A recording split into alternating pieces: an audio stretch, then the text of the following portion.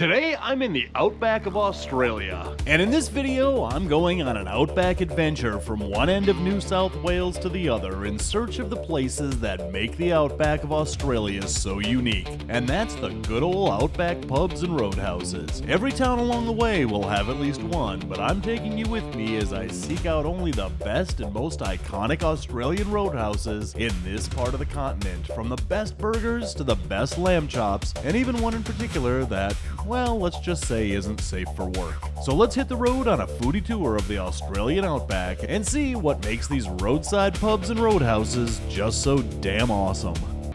I'm Dāv Kaufman. I travel to distant, exotic places and places a little closer to home to indulge in the culture and cuisine from the familiar to the extreme. There's always an open seat at my table for you, and sure, I'll pick up the tab. This is Dāv Kaufman Eats the World.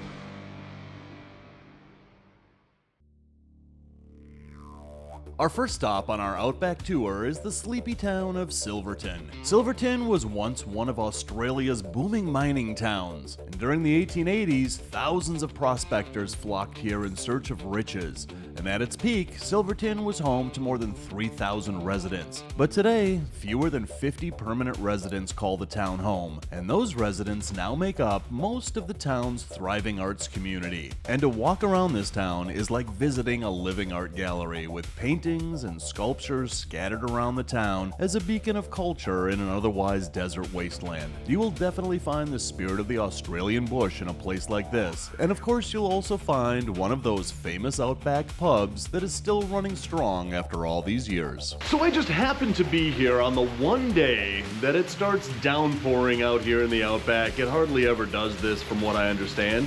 First time in 11 trips to Australia that I've ever seen it do this out here, but that's not going to stop us from heading into the Silverton Hotel to try out one of their burgers. Let's go check this place out. Whoa, look at this place. So here in Australia, these places aren't really called roadhouses or roadside cafes. They're actually hotels, and in the back, you can actually stay here in the hotel, and the pub is up front right here. And all of these places are just so incredibly designed. I mean, this is Australia in here. And Silverton is actually a little bit famous because it's here that a lot of movies have been filmed, including Mad Max 2. Never saw it. I understand that there's some guy from Braveheart in it. That's all I know. But this place definitely has an Australian flair to it. So on their lunch menu, you can get a burger, but not just any burger. We're going for the burger with the lot for 28 bucks. That's what we're getting. All right, so right here we have our Australian pub burger. This thing is massive. We've got so many ingredients in this burger. It is just towering with a beef patty, egg, bacon, onion, pineapple, lettuce, tomato, beetroot, and cheese. And I'll tell you something, the Aussies, they really know how to do burgers. And this burger meat is 100% Australian beef. They are very, very particular about the meats that they eat here in Australia. And they have to be pretty much Australian-made meat. So this bacon, made right here in Australia. The beef, again, 100% Australian beef. Is it gonna taste different than American beef? Canadian beef? South African beef? We're about to find out. But it's served on the side with chips. We know them as French fries. I'm telling you, this thing is a whole lot of burger, and this is why these roadside pubs here in the outback of Australia, this is where everybody stops when they're taking a road trip through the outback because of burgers like this. So inside we can see all of those ingredients. The patty, not very thick. It's kind of overshadowed by a lot of the other ingredients. That bacon is thin cut. But look at that, a big chunk of pineapple, lots of beetroot. That egg yolk is dripping all over. This is gonna be an amazing burger. So the first time I was in Australia was 2012. That's 14 years ago, and it seems like I've been here every year except for maybe 4 years ever since. I absolutely love Australia, love coming here. And these burgers are one of the reasons why. And my first trip over in 2012, I got a burger and I discovered beetroot on a burger. Never experienced that before, but apparently it's an Aussie thing to put beetroot on a burger, and it really takes the flavors to another level. and it really makes it unique to Australia. The only problem with these burgers is that they are so stacked with so many things that it kind of makes it a little bit difficult to pick it up and eat, but that's not going to stop me. We're going to dig in and try out this burger.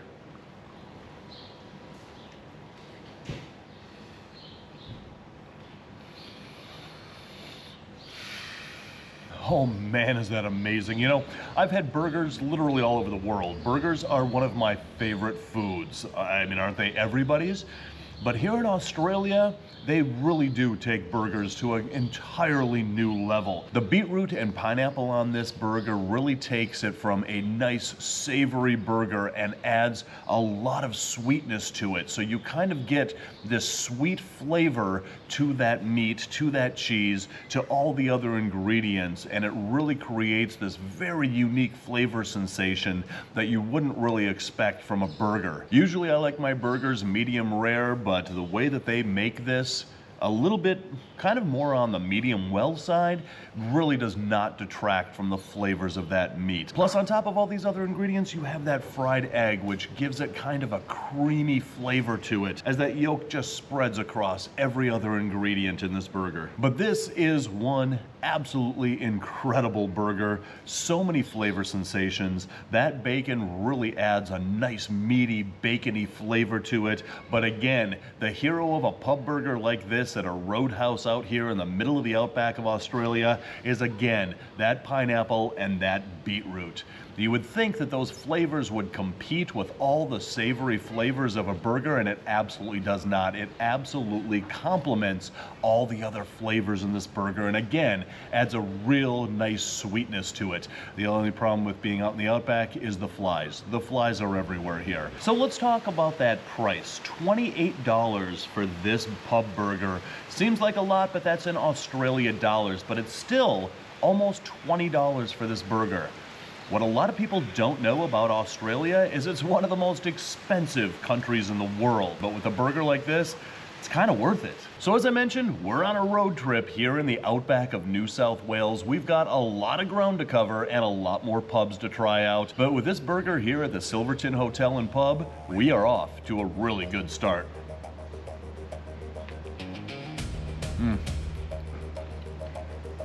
That is just amazing.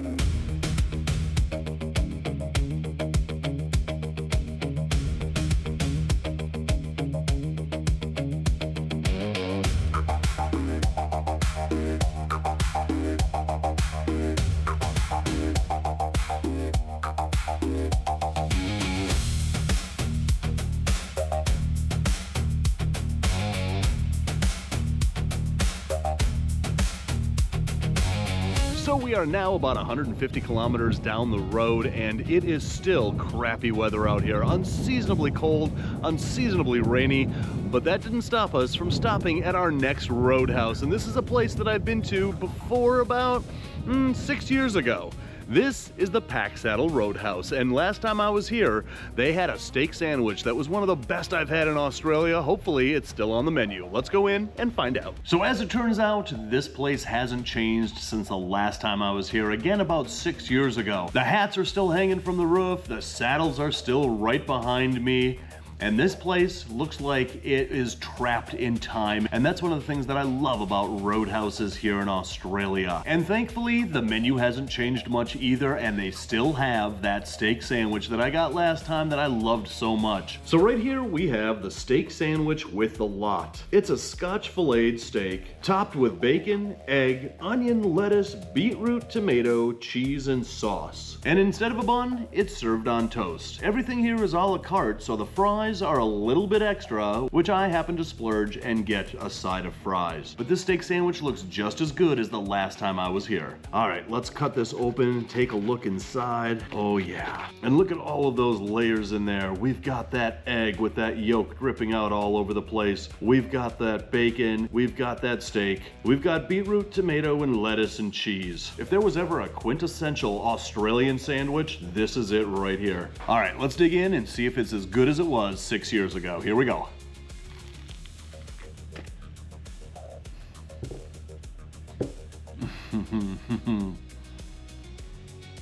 Amazing. Oh man, I'm telling you, this is just as good as I remember it from 6 years ago. You've got all of that egg dripping all over. You've got that lettuce, tomato, that bacon is on point, and I really love those beetroots in these sandwiches because it adds just a little bit of sweetness to these sandwiches. But I will say that the steak is just a little bit on the fatty side this time. There's a lot of grizzle, a lot of fat to that steak, but it really doesn't detract from the flavor, and it really doesn't detract from the overall enjoyment of eating a sandwich like this in an Australian roadhouse like this with dogs going nuts just outside. One of the things that you're going to find with burgers and steak sandwiches like that here in Australia is, of course, they have pickles, of course they have ketchup, of course they have mustard, but they usually serve this with barbecue sauce. You can get any kind of really sauce that you want. You can get ketchup, what they call tomato sauce here.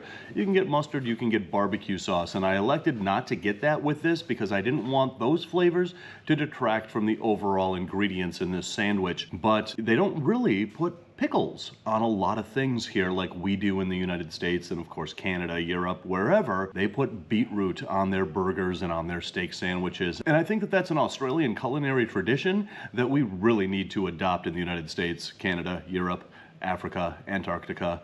I could go on in Portugal. So we still have a long drive to go until we reach our final destination, but it is really amazing to be in this area again, a place that last time I was here, I never thought I would ever make it back here, and here I am 6 years later, and the food and the ambiance is just as amazing as I remember it to be.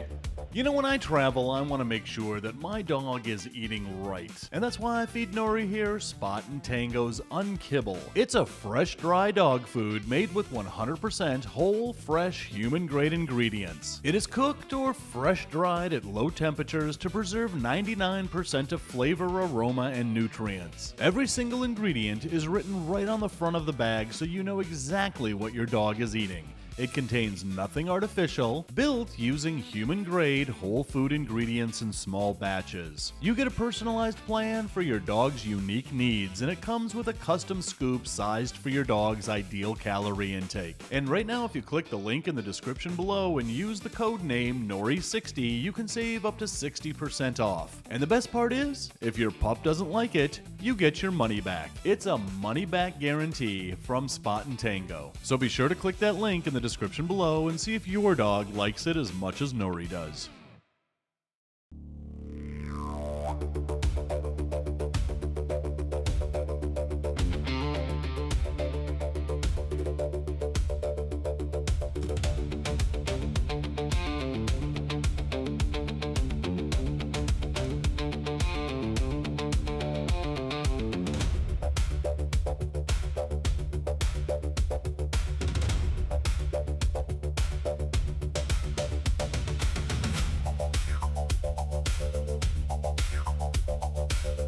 So we're another couple hundred kilometers down the road in the town of Tibooburra, and it's here that we'll find a very, well, interesting roadhouse, the Family Hotel, which is kind of ironic to call it the Family Hotel.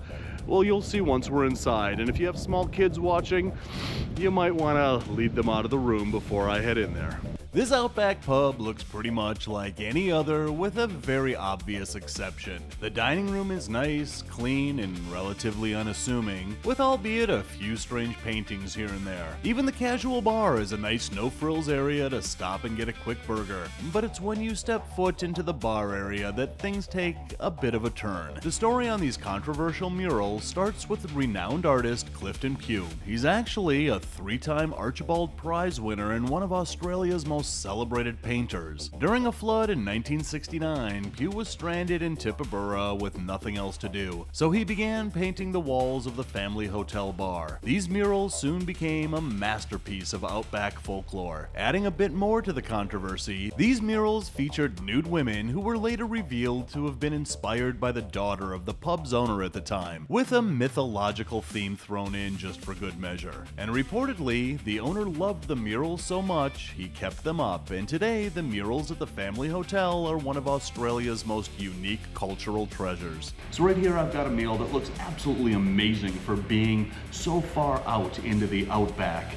I don't know what I expected, but I didn't expect this. On this plate, we've got a couple of lamb chops. They're not little like we're used to in the States. These are big, meaty, and juicy looking. Over here, we've got a side salad with tomato, cabbage, lettuce, and a serving tray of mushroom gravy. You know, here in Australia, they eat basically 4 types of meat. Beef, chicken, just like the rest of the world, but they also eat a lot of lamb. And the other kind of meat that Australians eat is kangaroo. In fact, when you go to the grocery store here in Australia, in their meat section, you will see beef, you will see chicken, you will see lamb, and you will see a section for kangaroo meat. For now, I also got one of their local beers. This is 4X beer, and it's an Australian beer that's really popular here. It's advertised on most roadhouses out here in the Outback. But I'll tell you, if you're from the United States, you may remember that commercial for Foster's beer that's Australian for beer. Nobody drinks that here. Nobody even really knows about Foster's beer here. You don't see it in any bars, you don't see it in any liquor stores. You ask anybody that's sitting in this bar about Foster's and they're going to laugh at you because they know that you're an American, because every American thinks that all they drink here is Foster's, and nobody does. Nobody even knows about it here. They drink beer like this 4X, so let's give this a try.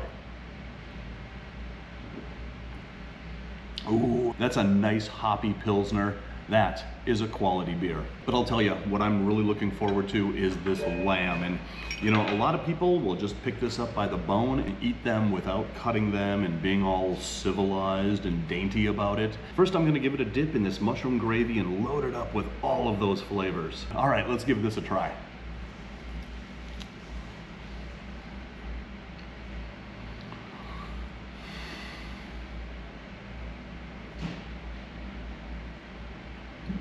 I've had lamb chops all over the world. This lamb chop with this mushroom gravy here in the middle of the Outback in Australia honestly could be the best lamb chop that I've ever had. It's got a nice strip of fat to it that seals in all those flavors, all those juices. And usually when they prepare lamb, it has a tendency to be very overcooked and therefore be very tough. But you come out to a place like this far away from any city and you're gonna find Australia's cuisine right here in a roadhouse restaurant like this in the middle of the Outback. And the food here is some of the best food that you're gonna find here in Australia. This lamb chop is absolutely delicious. This is actually my second time going down this same road from Sydney to Broken Hill all the way up here to Tibooburra and back. And the reason I'm doing this once again is, of course, because of the food along the way. So guys, if you're hungry for more, check out that video right there. If you're starving for more, check out that playlist right there. Please do not forget to hit like and subscribe. I'm gonna finish off my dinner in here and then I'm gonna take my beer and go into the bar and admire the local art some more.